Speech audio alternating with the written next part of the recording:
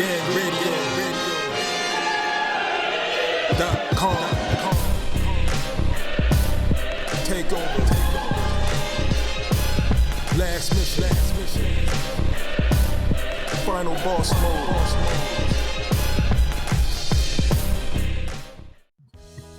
Oh man, let me go on to the next one. The next one is best commentary team of the year. In a sea, the Tyson card. Yeah, I was gonna say, in a sea of trash commentary, the Tyson one stands out the most. Yeah. So I mean, first of all, like none of them cats.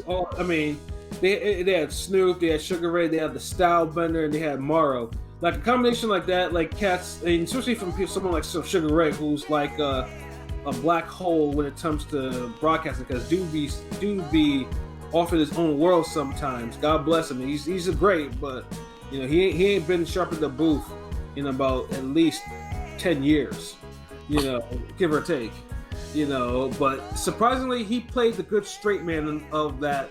And then Snoop was the MVP of the night.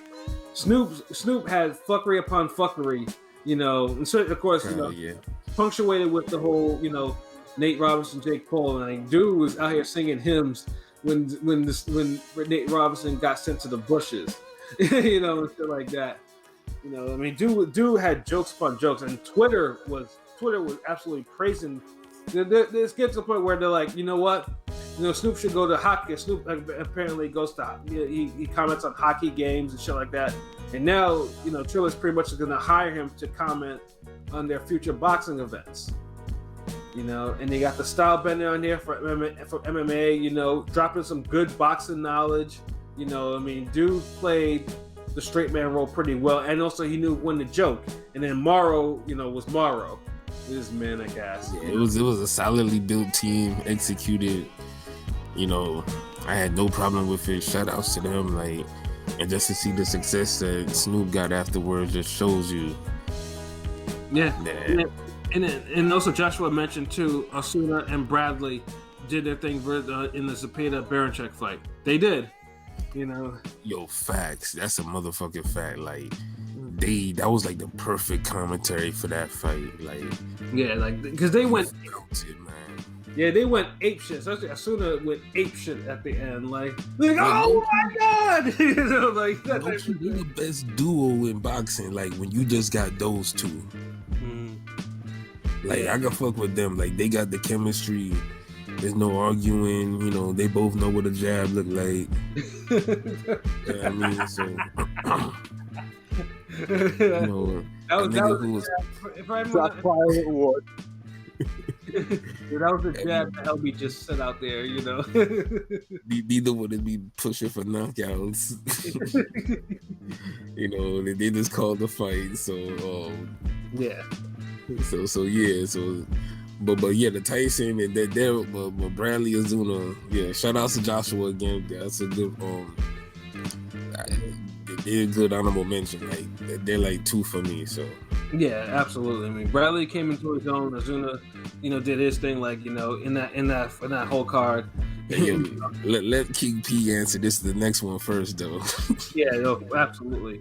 So P, you know, what is your choice for worst commentary team of the year? Oh God, dude. Don't get me started. God damn it. Well, okay. Let me see. In a sea of trashness, one trash stands tall above the rest of the trash. I mean, do we have to even? Unfortunately, I have to say their names. Fucking Todd Grisham on the Zone.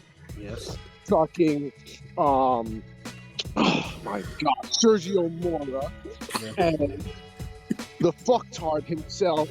And I'm not even gonna say it. If I fucking say his name, then, oh fuck. Traffics. Yeah. So yes, trashy. So I mean, they like legitimately. I can say that I always sit through commentary, no matter how it might be. But like Mannix is now going to get from 2021. I will not do this anymore.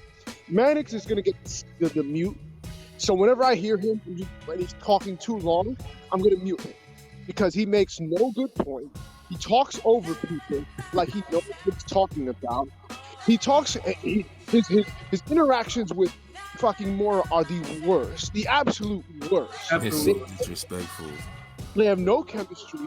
Like it's gotta take everything in Mora's body not to just slap the shit out of Manix. I would have done it. Like there's no reason why he has to put up with that. And low key, it's like sometimes I know Brian Kenny be like, it's like he's a bad fit for everybody. Like, cause separately I fucks with Brian Kenny, I fucks with Mora, like K Upton, all of them, but like him and Todd Grisham is like the most rotten apples ever. Like, yeah, because and Todd Grisham is Todd Grisham knows nothing about boxing. And I've dealt with Todd Grisham over the years being a wrestling fan, and he was a terrible wrestling commentator, and he's even worse at boxing. Imagine that. Yeah, you know, and it's always two. And what the worst thing is, though, those two drag Mora down. Now Mora, you know, like when he's not around those two, he's pretty competent. He but when he gets around, he starts talking stupid things, or he starts having his Oscar crushes and shit like that. Yeah, So even on his own, Mora isn't the best, but he's tolerable. Then you put him with those two, and he's completely intolerable. Yeah, but see, I think I like Mora. Like Mora be saying some on point shit. Like he has a good eye, but it's like trying to find like a CD in a fucking like in a pile of shit. I don't know. Like he's just surrounded by just obstructions, and the gems don't come as polished like they supposed to. And no, they you hear a don't. lot of bullshit in the zesty comments and like zesty comments is that's a good way of putting it. It's just a lot of stupid shit, and then the insults, and it's just like a lot of inside jokes that they be giggling hee hee ha ha about it. And it's like it's like a superpower for making people regress when you become like in contact with them. Like that's Trash X's damn power. Like. Yeah, it's just like, you know, like we're praying for them. Like they need to be replaced. They need to be replaced like quickly. I can't. Yeah. Like, and I am a DAZN. Like I said, I support DAZN, but the one thing about DAZN that I've never been a fan of is just its commentary. So since jump, commentary is the worst. Like a lot of people complain about it, and it's like, how these niggas still got jobs? Like, yeah, these dudes are just terrible all around. Like they don't even really know boxing. Like that's why, like, I'm like, Manix needs to get checked. Like he needs to, like, starting 2021, he needs to start getting checked more often. Like, didn't Charlo check him? Yo, yeah, Charlo. That's what I'm saying. That's why I'm like, he needs to start getting that energy. Yeah, everybody need to have that energy like Charlo had. And it's not like DAZN doesn't have any talent. I mean, Rosado, for the times that he did the absolute dollar. Like they have someone they can pair Rosado and Mora together, and they will be entertained. They will call the damn fight. You know, but no, that makes too much sense. And if you think about it, I used to think Jim Gray was, could be disrespectful, and he was at times, and he would get checked so many times, but. But fucking like Manix way worse. Jim Gray. Sorry, Jim Gray isn't. I never found Jim Gray that disrespectful. But he had his moments though. No, I think Jim Gray was more of like kind of like a semi-line stepper, but he was kind of funny at least. At least him and when him and Merchant were kind of disrespectful, they were funny. Like Manix was just. Merchant was funny. Like Jim Gray, that shit came dry as fuck, bro. No, but his dryness was funny. Like it was that he did that. He was that dry humor. It was funny. Funny as in, I just fought this nigga for 12 rounds and you cracking dry ass stale jokes that I want to smack the shit out of you. Funny, yes. But like nothing about Manix is funny at all. completely disrespectful. And Yes, and then we have another person, VDG Studio. Shout out to Prolific Genius and Rafi the Don. Oh yeah, yes, sir. Big shout out to my boy Prolific Genius 1 and RTDZ, of course, Yeah. Ring Gang in the building. Yes, You, sir. my UK brothers out there, yes. Yes, sir. Oh man, but yeah, and then and for honorable mention, also we always gotta mention Lennox Lewis and Goosen because, frankly, Yeah. I fucks with Goosen, but it's like Lennox Lewis, like yeah, Lennox drags him yeah, down. Lennox. he The worst drags them fucking down. thing. man. You know, the worst thing and it's probably the most memorable thing is that stupid Lennox. No, I don't give a fuck how it's pronounced. It's Lennox, Lennox Lewis. You know, we've been saying Lennox for how many fucking years now? Lennox, and Put that new age bullshit out. and it was just fucking ridiculous. Like Lennox Lewis was never a good commentator. Like Lennox Lewis was a smart fighter. He was an intelligent fighter. He wasn't, but some people are just not intelligent behind the mic. He's the prime example of that. He was I don't wanna say he's not intelligent. I just like he's not articulate. That's more. yeah.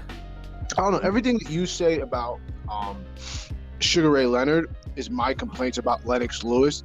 Like he's a black hole of charisma. Right. Yeah, and the funny thing too about Sugar Ray used to be good. Like Sugar Ray used to be Yeah. on point, but I think That's the thing. So that he gets a little more pass. Like Lennox was never good. yeah, like Sugar Ray had his moments because Sugar Ray was really good, but I also think he followed the sport more. That's the thing. That's And that's what I'm saying. Like that's why it was great. That's why I enjoyed his commentary on the Tyson on the Thriller pay-per-view because they put him in like they're asking him boxing questions because the guys there weren't really weren't boxers like that. Yeah. So like that's in his realm. So he can talk boxing, the technical parts of boxing all day long in his sleep. Yeah, It's see, just- that's good coaching. Like that means good presentation. You using him to the best of his ability. Mhm. So that's a good point. Yeah. Yeah, but then like I said, Lennox never had it and never will. He's not He was trash with Kellerman and Bob Papa. Yeah. He was The funny thing is, I used to be one of those people that thought Foreman was kind of annoying. I'd take Foreman over Lennox any day. Of course. Like Yeah, that Foreman- goes without saying. Foreman's commentary never bothered me. I don't know why people. Yeah, you never bothered me like that. Because Foreman used to check Larry Merchant and Jim when he got out of line, but he'd also drop his jewels too. Yeah.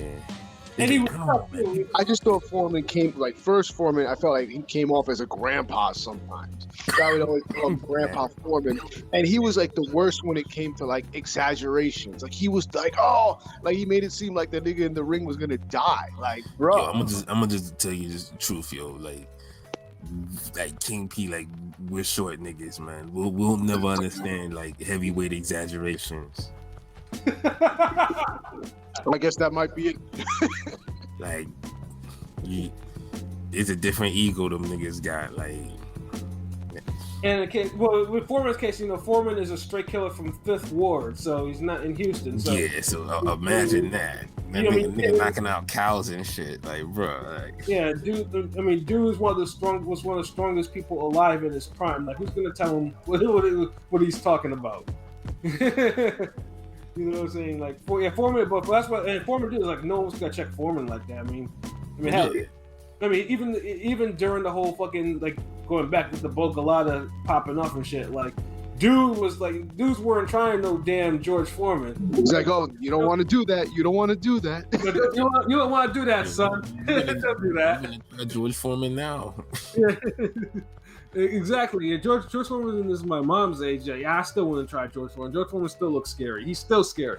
Wasn't he? He just had a birthday. He's like what, 72? No, wait, 65. Wait, He's 72. Yeah, damn, like he my pop's age. So like, yeah, like he's my mom's age. Too. Yeah, like Foreman, he's still kicking, bro. Yeah, and he still looks like he could go tip some cows on. Yeah. you know, like, he'll still fucking shoot the fade. My pops look like he'll just shoot you. But yeah, commentary team, yeah, like I said, the zone across the board. The zone, hopefully, if the zone, I mean, obviously so far they're doing good with trying to make some fights, but make some fight commentary changes as well. Like I want to, like, you have the potential to actually have some good commentary. Utilize it. Take Ernest and Christian out of there. You took Sugar Ray out of there. I don't know what the problem is.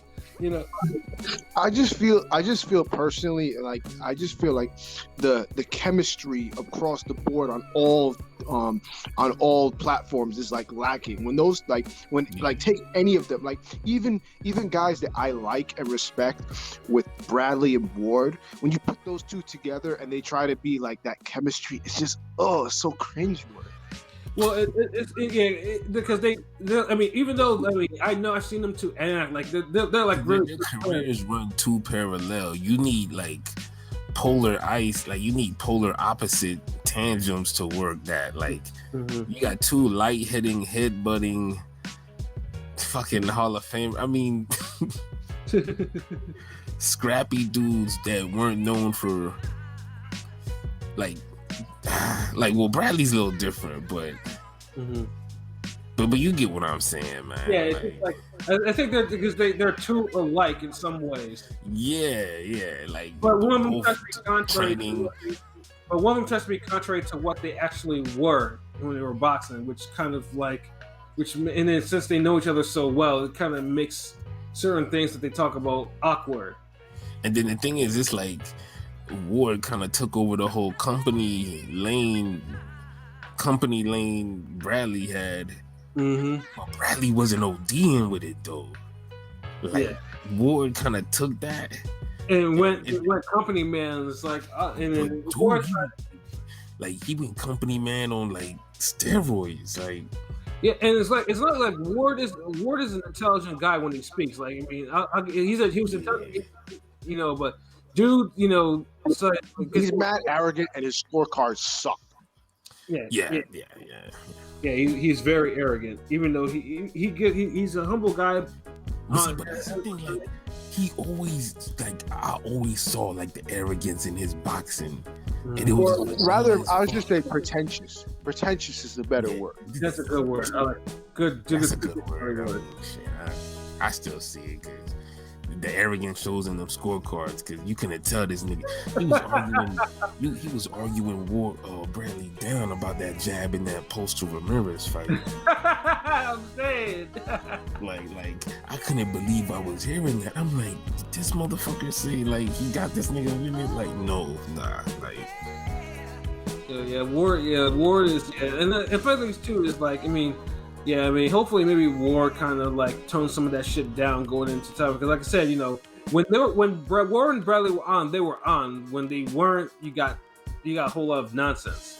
So but that's the thing, they were hardly ever on though. I mean, think about it. Look, like, you can compare our chemistry to theirs. How many times we were off? Yeah, very few. I can't even remember the last time. Usually, if we're off, it's either when we're physically or we're really going through something. And I think that we have that.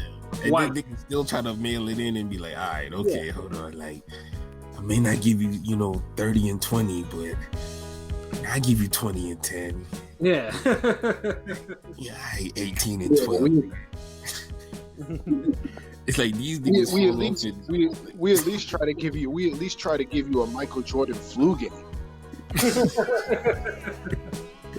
That's what I'm saying. But like Ward Bradley, like they off is like, damn. Let me see. Wow, like we could do basketball or we could do boxing. They just try to one up each other too much, and that's the most annoying part. Like, you niggas don't have to sit here and try to one up each other. Yeah, and then they start loud talking each other. It's like an all-star game. Yeah. If you pass me the ball, we could have won the game. It's like, dude, it's an all-star game. Why y'all niggas act like y'all trying to be MVP forever type shit? Like, like y'all act like y'all about to get an NBA ring and an Olympic medal. like y'all niggas is acting like Wade and Kobe that time, like real shit. R.I.P. Kobe, but facts. Oh man, but imagine that, like on every time you off. Oh man, but yeah, no, it's just. I mean, they weren't the worst of the year, but it's just like we had to mention them because, like I said, Yeah. they were on one for for most of the year. So yeah, so I'll go to the next one. Business as usual award. Nothing changed. Business Oh as man, usual. that was just my personal award. I could just say, for Monster, because business as usual. That nigga just, fought the top opponent, dominated and knocked them out. Yeah, especially coming off cracked orbital and all types of catching all types of fades from the nears and there. That was business as usual. I mean, King P, what's your business as usual award? Who just did what they were supposed to do? Anthony Joshua. That's another Yeah. one. Business as usual. That was a little struggle business though. But it's still business. I mean, business as Yeah. usual. And that KO was brutal as fuck. That make up for it. Yeah. And then Mike, what was that, P? Nah, I ain't saying nothing. Oh, okay. And then in my choice, us, nigga, Ring Gang Reader, we were business as usual, nigga. We did that shit. We leveled up. We branched out with animation, music, prediction videos, cartoons, increased our numbers across the platforms. People were doing different things within. We kept it business as usual. Yeah, we was your essential niggas during the pandemic. We was your essential. Yeah, nothing rank. changed for us. We did what we had to do. So yeah, that's why I picked us. We were the perfect recipients. Even for when that. no boxing was going on, niggas just getting fed. So, Facts. yeah, So yeah, definitely. Everyone was true to us, but I felt like Ring Gang, we really held it down. When shit was a lot different. Because like I said before that, also we had a lot of pockets, but we also had some media content too. Like we went to fights and shit like that. I went to fights and and then this year and I went to fights too. yeah, 2020. Yeah, it was. I'm still waiting to get my fight cherry pop. Hey, look, nigga, you just pick up pizzas for now. Nigga. New guy this, new guy that, whatever. Yeah, but we're trying though. Like I said, like I said, Yeah, we tried. Yeah, 2020, LB was the one who actually saw a live fight this year. It's of course that that ruined my. That would do you fuck. That was it. That was the best non-pay-per-view card of the year.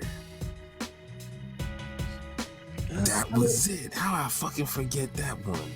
I mean, I still like the Garcia one more than, but I can see that the other one though. Because you had the Jake Paul knockout.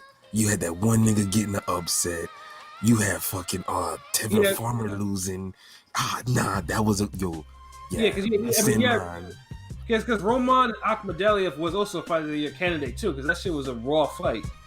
And then and then Farmer Georgia did because you don't like Tevin. That's another prediction. Jojo Diaz with the upset victory. Yeah. Yeah, and then the YouTubers.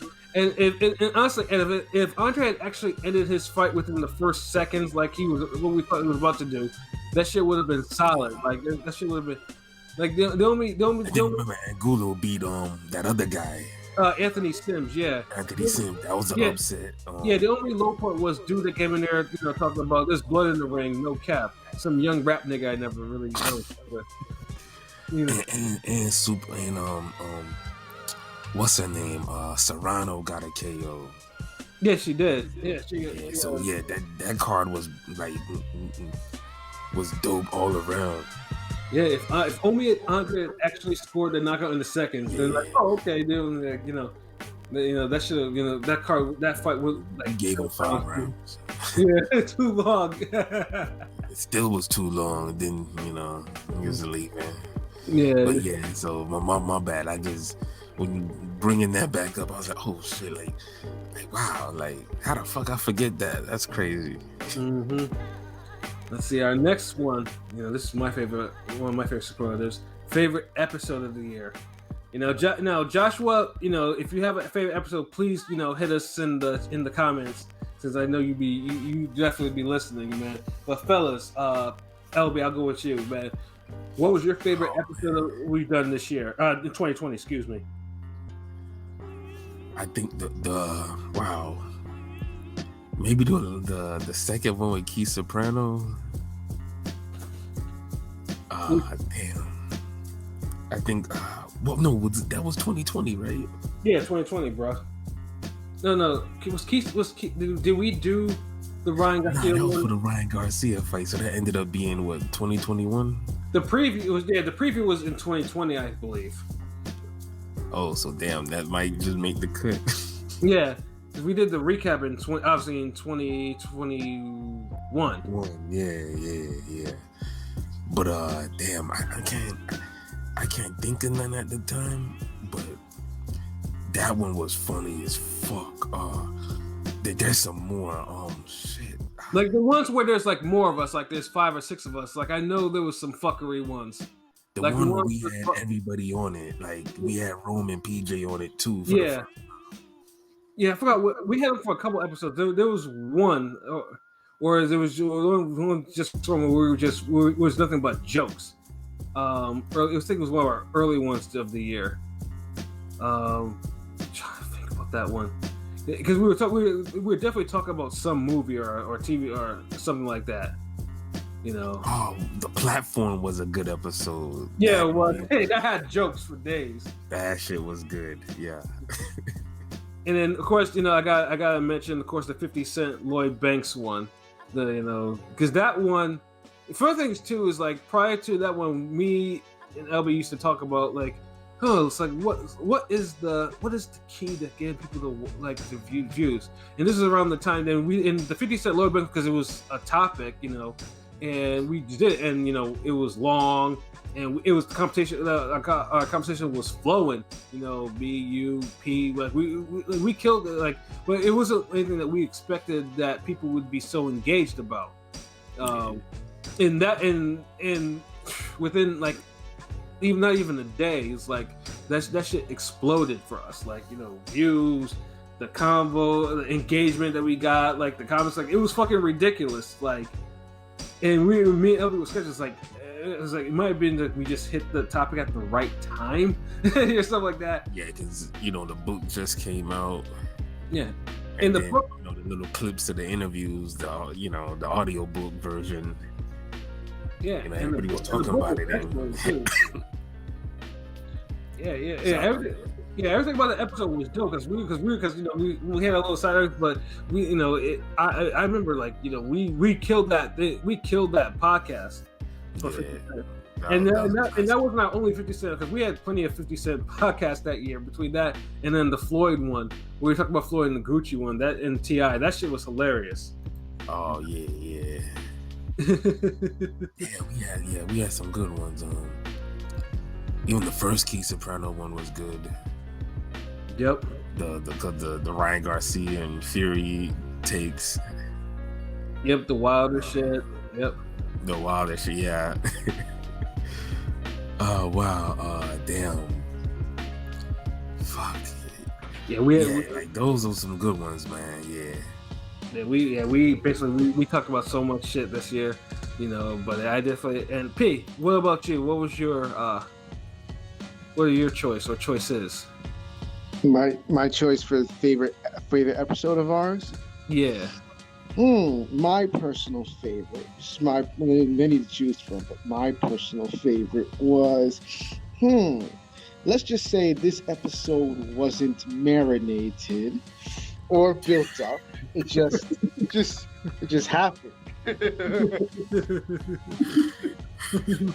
That back and forth, like that was probably one of my favorite. That was my favorite episode, just because you got the me and LB finally boiled. It was no more subliminal semantical battles. It was full blown. Yo, that was a good one though. That was like I enjoyed all the movie reviews. All the movie reviews and the music reviews. Oh yeah, and also us when we were pretty much bashing Paulie because after the racist shit. Oh yeah, that was a good episode too. Yeah, we went in on that shit. He was in prime form, like yeah. Yeah, there be some nights where that shit just be clicking. Usually when we got to shit on somebody and we all do it in unison. That's usually when we're at our best. Yeah, I'm going through some of them right now, like the copying please one, like the one that the cop that was talking tough, and so some boxers was pulled his hoe card, and we made fun of that shit too. Yeah, that was a good one. And then low-key, the one that probably should have gotten more attention, and truthfully, is probably because it's not usually something you expect to hear from us, is the Juneteenth and reparations one. LB killed that podcast, but it was one of those episodes that might have been too real for some people. Yeah, that was a special interest episode. Yeah, that was especially that one, and honestly, it needed to be said at the time, but I think that one was a little bit too real for people, because there was a lot of knowledge being born in that one. Like a lot of, some people that like to fake that they actually, that's actually woke. They couldn't come close to that level of deep that was in that. Look at how the country headed to right. It's like right now, like that's just kind of crazy. Like we was predicting how shit'll just blow up and just go crazy and. And how now niggas ignoring black people what we did. Oh yeah. I now I remember that one, because I remember we had that one. But I remember that one was the one where me and LB had a disagreement on racist Bernie Sanders. I remember that. Yeah. Yeah, like I said, there was that was another semantic battle. A full blown. Oh man, but yeah, no, we definitely had killed some episodes this year, definitely. In 2020, it was, shit was excellent. But yeah, some of we done so much. So I might have to revisit it. I mean, I do revisit our podcast because some of them should be hilarious. But I think I'm gonna really dig into this, really go dig into our archives some more. Yeah, I'm talking about you got like some like entertaining shit in there. I think the Chavez Jr. Was another one. Yeah, and so was the Tale of Two Swifts. I think that was yeah, that was the one where I think I probably went in on both of them. Yeah, I know you passed out on that. We had the Capadonna Winter Wars verse. Yeah, I think because usually when Swift is in a bad fight and it happens on a bad card, it doesn't take much for me to start going in. He had his Vegeta moment. Yeah, Swift's of a feather. Swift's of a feather. Yeah, that's actually a dope title too. Oh man, but yeah, no, that was. Those were we killed some of those episodes. But I ain't gonna lie, like if you take like the top 10 episodes, I feel like each year we have like a few that get added to like that top 10 list. I would like if someone said, "What's that ring game top 10?" You know, I'm gonna fucking make a playlist on YouTube, and I'm gonna just put it as like top 10 or like classics, like essential ring gang, like. If you caught one episode and you're like, damn, I might give these niggas a chance, I might fuck with them. I'm gonna just put like the 10 best podcast episodes on that one playlist, and y'all just fucks with that. Because that's why each year it's like it gets added. Like I'm going back to the the Smollett. That one will never not be classic. Yeah, that shit was fucking classic. Yeah. We will. Joshua got upset by Ruiz. Yeah, because I spazzed on that one a little bit. Classic, like EP. Yeah. Oh shit! Yeah, the amount of damn. We have some classics in there, man. Man. Yeah. I even go all the way back to the Jerry Hurd and Laura. Yeah. Yeah, that one that or was one, classic. or the one where Khabib went ape shit. That we had jokes for that too. Oh yeah, damn. What's another underrated one? That other MMA card, because I remember Key Soprano. Shout out to Key Soprano. He had messaged me about that. Like he's like, yo, this one had me rolling. Like Nigga, you talking about fucking the Zoloft party? I mean, Joloff party. He's like, you was mad because what's his name lost? Like Masvidal. Yeah, yeah. You were low key pissed that night. Nigga was going off that night, but yeah, that was another good one. Yeah, definitely. Like, party in 2021, we're definitely gonna go through our archives and start circulating some of our old episodes again. Because they're timeless, man. Absolutely. Oh man, so let me go into the next superlative. We only have two more people. The last one, 19th, is underrated fighter of the year. Ooh, yo, King P, I know you got one. This is a tough one. I'm trying to think. Who you think deserves some props that you don't think they really got?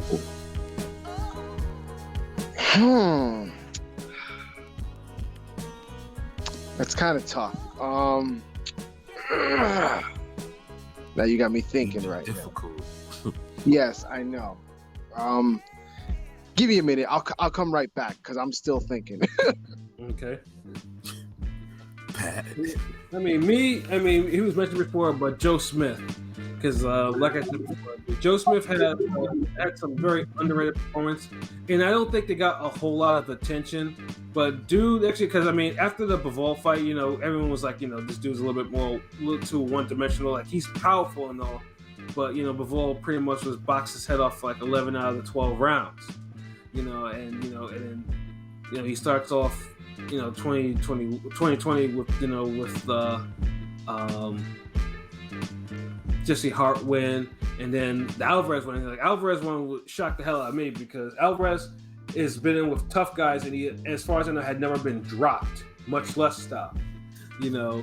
And Smith, pretty much hit him with all types of heat, for 9 rounds, and finally dropped him, had him in the bushes. So in like that, and it's not. And Alvarez can punch. Alvarez has one punch knockout power. One dude who consistently geese Howard niggas. Yeah. And which is, if you gonna fuck with it, that's body somebody out the ring. Yeah, exactly. And then now dude's on the verge of possibly finally becoming a world champion. He's gonna be part of the first top rank event of 2021. So and most of us expect us that he will actually win this fight. Now, obviously, we hope he does, because we would hate for him to have. We'd love to see it. Yeah, we'd hate for him to have a dog bay moment. Early in February. Nah, like it don't count if it got to be something else. Like, you get upset early that year, that's like a. Was that a J-Rock? I don't know. It's not the Dog Bay, because Dog Bay, you remember you hot for like 90% of the year. Yeah, exactly. Yeah, Dog Bay. Yeah. Because Dog Bay was. No. Nah, it's the Clay Collard. Yeah. Let's get it right. Remember, Dog Bay came back. Like, he cool now. Like, Clay Collard. It's the Clay Collard award. Yes, Clay Collard. You got to close out the whole year, man. Because the sad thing is, going into the next year, we remember that loss over those wins. Mm-hmm. Yeah. Even if you put niggas into the hospital. Yeah, and then he faltered, unfortunately, in his final appearance. So Joe Smith was definitely my choice. LB, what about you? You know what? Mine's gonna be in a resurgence of damn female boxing. I think her name is up there, and it don't seem like she gets the props as the Serranos and the Shields and the Taylors, and don't even have the robbery or the pursuits to really even harp on. And I'm gonna say that Shorty just got her title, on a crazy day of boxing. That should have been a damn that might be the new award. We amend the list for 2021, but best boxing day. Yeah. Because this was literally a boxing day on Halloween. Word. And she won her world title. I'm talking about, I might fuck up the name, Michaela Mayer. Yeah, that's it. Oh, okay, yeah. So shout out to her. Like she's my underrated fighter of the year. Like, you know, good hand speed, you know, decent power, good ring generalship movement, good jab. Like, you know, it's solid all around. She don't fight scary, you know. Yeah, her fundamentals. Huh? I said her fundamentals are solid. They're hell yeah, solid as fuck. This is what makes her. This hope she sits more on her punches more because she you know she boxes, but you know she don't be sitting on her punches all that much. Yeah, all I see is she's Jamel Charlo early stages. But even then, you know, Jamel can punch. You know, it just the knockouts weren't there, but you never thought he was no, you know, Milanaji or somebody. Yeah, no. So that's how I look at her. So that's underrated. So I know King P got one. All right. So after some, because my thing was, I'm thinking of as these people are considered underrated, but you know, it is what it is. We can debate that if you want. But the first guy I was thinking of isn't really, I don't want to say like underrated, but now he's finally like getting his due now with his win. Was Mr. most known unknown Asian, the 3-6 Mafia of Asian fighters, Nakatani. Yeah. Like, I feel like Nakatani now made himself. He was underrated, and he did give Teofimo a tough time, but people were still like, we still didn't know what to make of him. And so now more people shitted on Teofimo for that than exactly. Then give gave it to Nakatani his props, and I feel like Nakatani is a legit player as long as he can stay. Because I know he's got eye problems, but he's for real. So I felt like he was underrated, and now he's making that shine up. Now people could take him seriously now, not just some random unknown Asian jobber. Right. I was gonna say Joe Smith is up there as well, but I didn't want to go with the obvious one. But I know Joe Smith is definitely up there with his performances. Cesar Martinez up there. Yeah, we went a long way from calling him generic Joe back in the day to he ain't so generic now. Yeah, I know. I don't think he ever deserved that nickname. I never called him that shit. Like, yeah, but I know many people. People did though. You right. And the last guy, I don't even think he's really. I don't even know if you could say underrated, but he gets lost in all the other young fighters, and now he's finally starting to like people like between all the young guys like Ryan Garcia and Tank and Devin Haney and all those other guys and Shakur. But yet, I don't hear as many Chris Colbert fucking name drops. And I think he's super, super talented. And I feel like he's on that cusp. Like, he can be with all the top young guys, but I don't hear his name as much as the other ones. So I feel like he needs one more performance like his last one. That's what I'm saying. Yes, between that and the Corrales performance, he's the goods to me. But his name isn't like... he just needs that one more, and he's there. But I think talent-wise, he's there, and I've always been high on Colbert because he's lost in like the 130 shuffle. I mean, he has one of the GameStop belts, but I think and that doesn't help his case either because it's a damn GameStop belt, damn Kmart belt. But super lightweight and lightweight or junior lightweight, email belts and GameStop belts don't really mean shit. Yeah, like dude needs another high-profile fight, which is the main event, and he has that type of performance against Overrated, and he in his play. Yep, and you know what? After consideration, I'm gonna give him the nod as the most underrated of those three. If I have to choose one, I'm gonna choose Colbert. Okay. Word. Go with that. That's what it is, man. All right, and we'll go 3 different boxer picks. Like that was good. Like, So, and we'll go to our final superlative of the year, of the night, overrated fighter of the year. Oh, I know I have my. Go ahead. Yeah, go ahead. Yeah. Go ahead. None other than fucking Deontay Wilder. Overrated. Yes, you have a right hand, people. Yes, and of course I harped about this plenty of times about gave him a whole bunch of nicknames, and then And you honestly, I was like your pick is like super unexpected. and the only reason why is I say overrated too is like people say, oh, well, he can box, he's a bronze medalist and all this, but in the second Fury fight, keep in mind the type of adjustment that Fury made should have not turned out how it turned out. Like, it was a simple adjustment. It wasn't like he did all types of shit. Like, Fury beat Wilder two different ways. One officially, and the official way is he just moved forward and made Wilder punch up. Throw the right hand more. Yeah, and takes away from the shock factor. Yeah, and the wild thing about that is Wilder did not adjust to that. So that shows to me, like, boxing IQ is not there. It's not where it needs to be. And people used to tell me that, and he got beat badly. He got severely beaten for that. So now it's the point, and like I seen, and it's not like he even tried to, come back from it. Instead, he made excuses, and then certain people made excuses with him.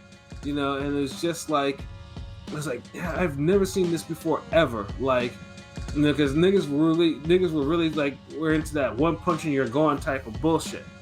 And he couldn't make a simple adjustment against Fury coming forward. So yeah, overrated. Like nothing else really, is really close to me than seeing that. The way Wilder's career is it at now, I can't really say he overrated fighter of the year to me. Like, cause he was like knocked out for like majority of the year. Yeah, just for this year, I can't call him overrated for this year because this definitely isn't the year to give him that prize. Pat just wants to do Pat just wants to do a victory lap. Like, honestly, like if you'd have did it for 2019, he could have won that. The motherfuckers thought that was Thor knocking Brazil and Ortiz out. No, honestly, if it was like, if Wilder had actually fought better but lost, I probably would have not given it. I would have never given it to him. But I understand where you're coming from because he still gets mad mentions and he's like so like out of the public eye, like.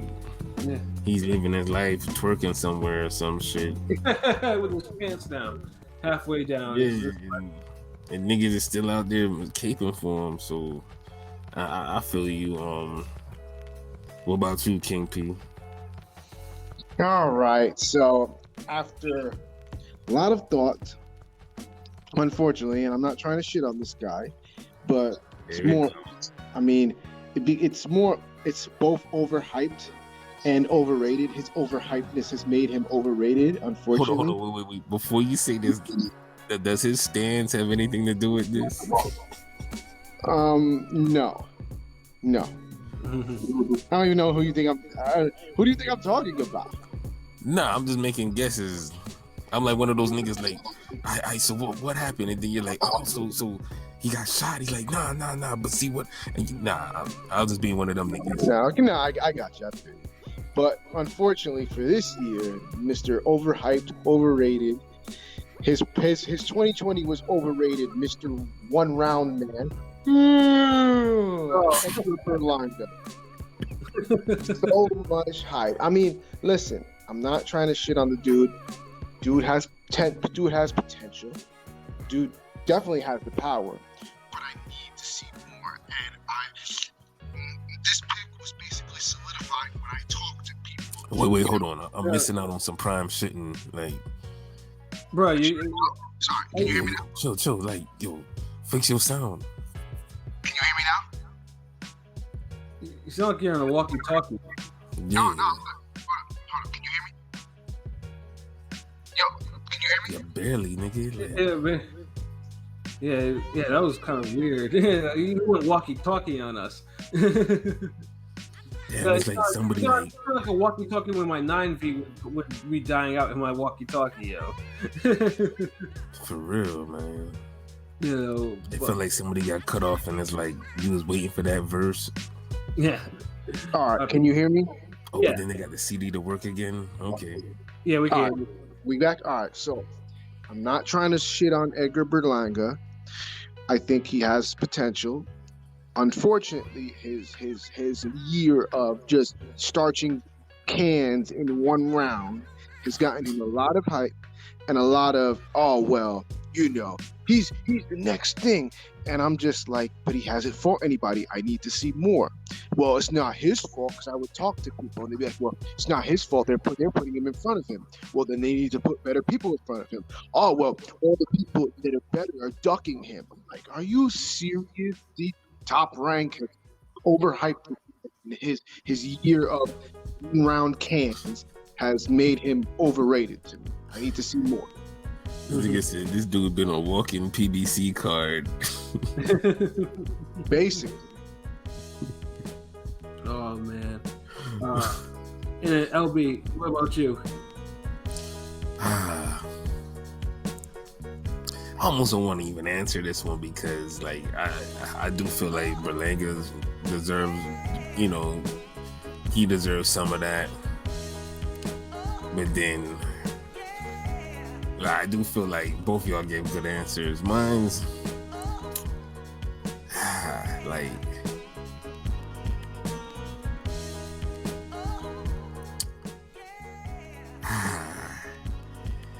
you know what? Mine's is gonna be two people. Okay. But for the wrong reasons. But it's two people, and you know, and we'll see if they fight this year, or if the young niggas that take their spot.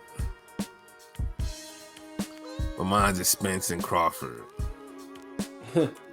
I've seen too many pound for pound lists where Spence is like number 1 or 2, and it's like I'm just like flabbergasted, like appalled, like. Yeah, Spence has not done top 5 shit at all. Like, not saying he's not good, not saying he's quality, not saying he's not deserving to be in pound for pound, but no way he deserves to be 1, 2, or 3. Like, no, not at all. Yeah, like. I mean, you guys can say, you know, Monster. Just who's Monster being? Monster is actually bodying his rated opponents in his division. He's not bodying cans. He's bodying people that don't get bodied, and he's bodying like the top fighters in his divisions. Like Spence is not doing that, and not bodying leftovers. Exactly. Yeah. He's not playing somebody else's saved game. Yeah. And getting like lesser scores. Yeah, because I know that's like, you know, that's like one of the biggest arguments. Whenever I hear some, you know, whenever you tell someone like, you know, Spencer ain't like top 3 or top 5, then, you know, then they go to anyway with it, you know, it's like, then they start going in on that. I'm just like, you know, oh man, who did he fight? I don't know these guys. Oh yeah, I don't know boxing. Yeah, like if in a way, say that. Like, yeah, in a way unifies bantamweight. Like he has, I mean, he can actually challenge for a number 1 position if he actually unifies 118 and then goes on and wins the title at 122. Like, you know, so that's how I feel about Spence. But Crawford on the other end, I feel he's overrated as well, because for the type of opponents he, like, for his last 3 fights, for the type of opponents he's fought, that's not top 5 caliber opponents. Meanwhile, you got Canelo fighting Smith, and he's a guy that, you know, I've been on, like, come on, like. And LB's been shitting on Canelo all the time, so that tells you. Monster, you know, beating a top-rated contender, dominating him. You know, like, you know, Juan Estrada getting a good performance, good win. You know, a lot. And this is the thing, it's not like Usyk, I could understand because he's had the injuries. But Crawford, nah, you don't get that pass, man. Like, 2019, you had like Amir Khan and Mean Machine, bro. 2020, you get fucking the leftovers of the leftovers of the leftovers. Yeah, and you let it burn your mouth when you microwaved it too long for 3 rounds. Oh yeah, my man beating up neck bones, like and the neck portion of the wing. So it's like, yeah, we could always look at the eye test, and I understand pound for pound is okay. You know, who if everybody's the same size, you know, similar dimensions, whatever, or that division, who the best chance of winning the fight? I really don't think Crawford beats a lot of these niggas if he they size, man. I can imagine Monster at welterweight. Like the division will be unified already. We be talking about, that nigga might give Jamel a fade. I don't know. And look what we have now. So like, come on. These two niggas ain't even fighting, or don't even seem like they want to fight. Like, they both overrated as fuck for me. Like, but more so Crawford though. Well, I mean, that was a given for you. Of course, you. I mean, I'm gonna keep it 100. Where everybody's putting Spence, they should put Charlo. Charlo should be in those spots. Like Charlo's Jamel Charlo's on the cusp of top 5. And when our pound for pound list come, you're gonna see on mine he's high up. Yeah. And that reminds me. Let me bring up something else related to that too. And someone who needs an honorable mention, Sergey Derovianchenko. Now, he's a tough fighter. I'm not going to say, but this is what I'm talking about.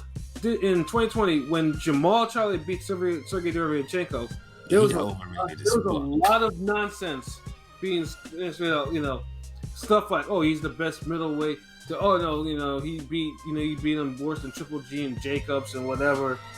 And he should be top 5. No, he shouldn't.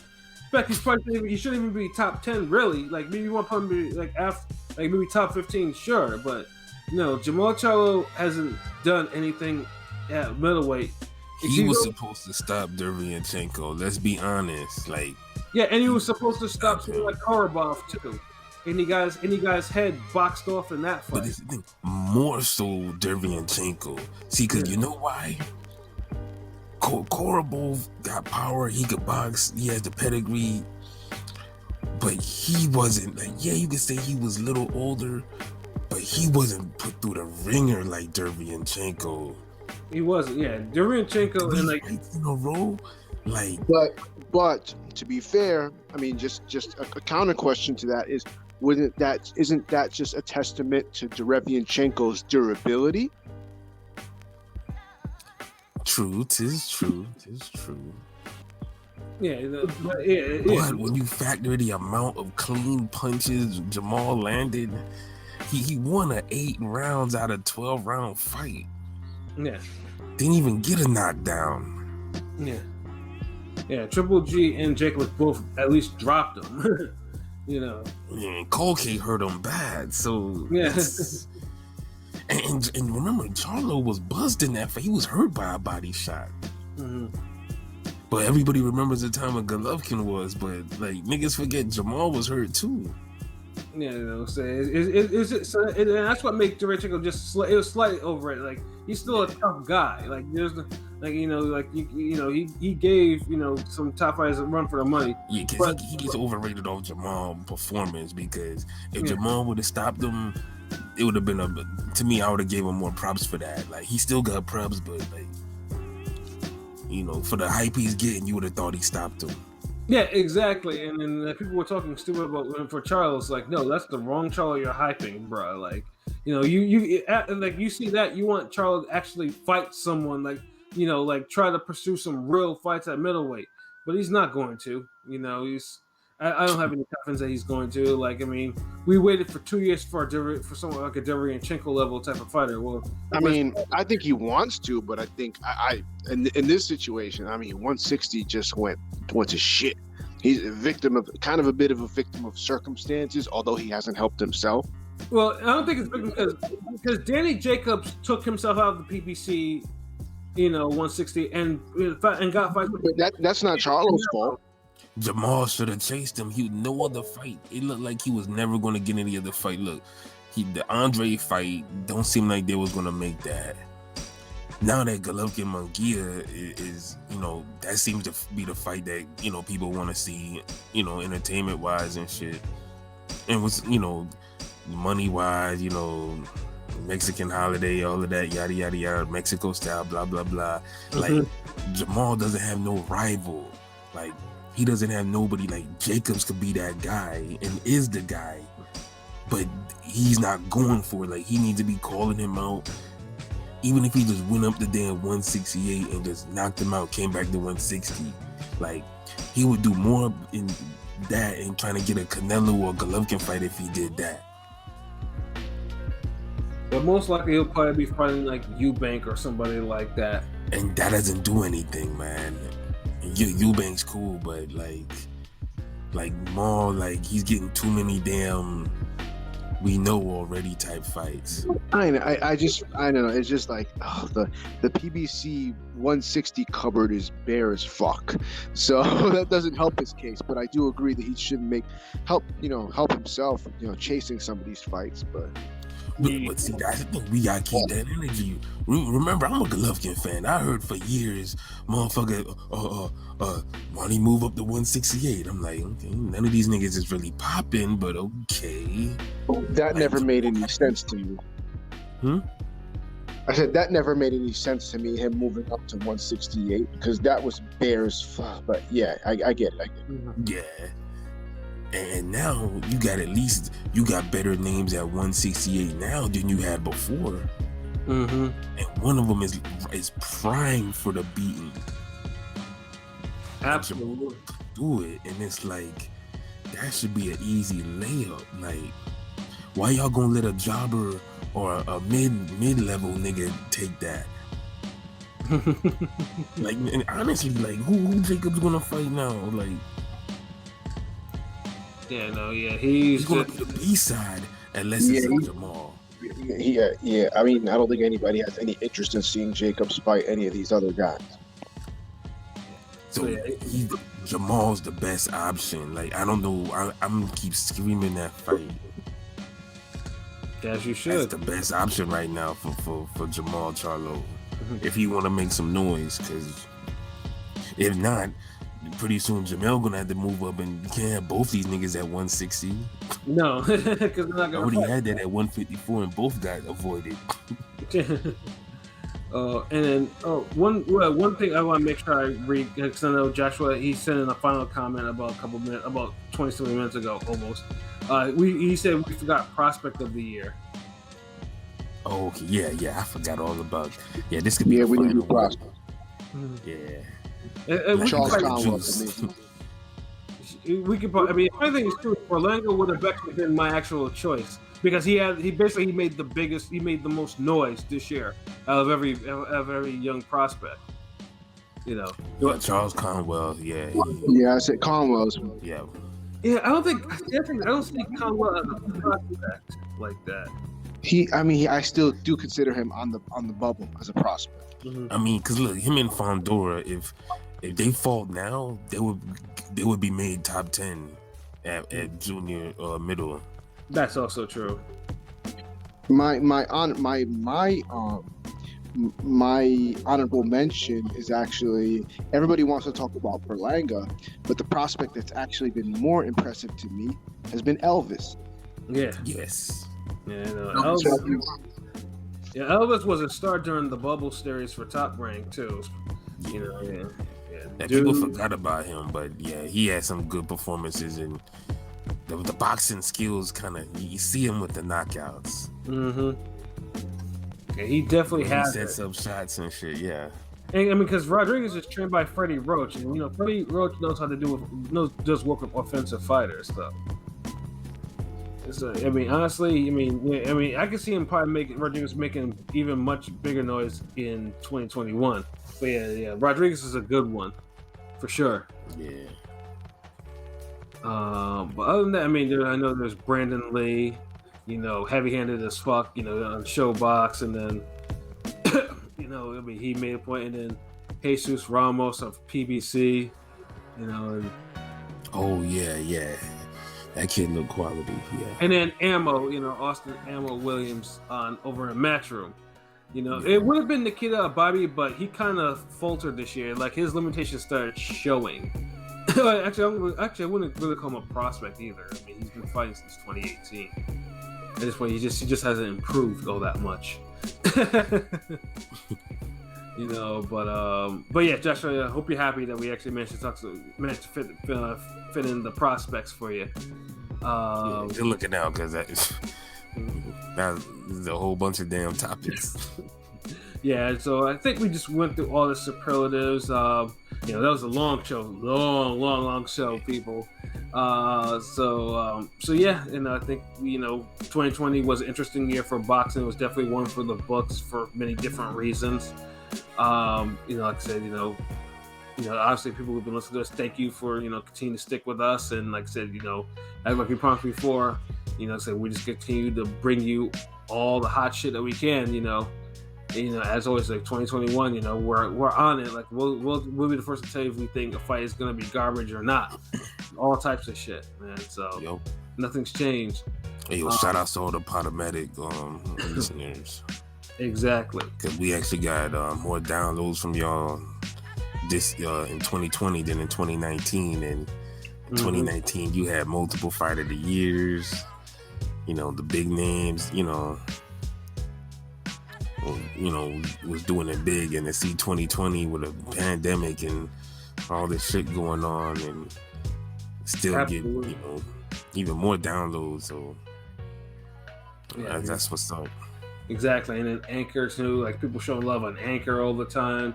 Like say, I didn't think we were so popular, but shit, we are. Except for the children, we don't really have a good child demographic. In fact, it's non-existent. But that's a goal. Like I say Wu-Tang. Ring Gang is for the children. So hopefully we get a child. He listens to us and is like, oh, this boxing shit is cool. I'm gonna explore shit a little further. So, that's at least that's a goal for me for try to strengthen the ringing brand.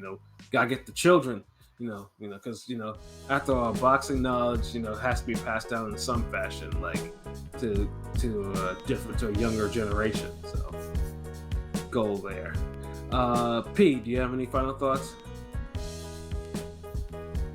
Ring Gang is for the children. That's first off. So, thank you for sticking with us. We appreciate our followers and supporters. So keep rocking with us. Stuff on the way. What I'm saying? Appreciate everybody that listened in today. This was a long one. This was a real good one. This was Ring Gang's Avengers, basically the Avengers podcast. This was our Endgame of Infinity Wars podcast. But you already know what it is. You know where to follow us on ringgangradio.com. Follow us on Instagram, Twitter, YouTube, Facebook. We got new Forgotten Fate article up. Please check that out. Ooh. We got the cartoon, episode 3, coming soon. Just be on the lookout. It's coming soon. Other than that, just keep rocking with us. There you go. Yeah, so for myself, Pat Scorpion and Omega representative. What about me? Oh, you have some. Oh, my bad.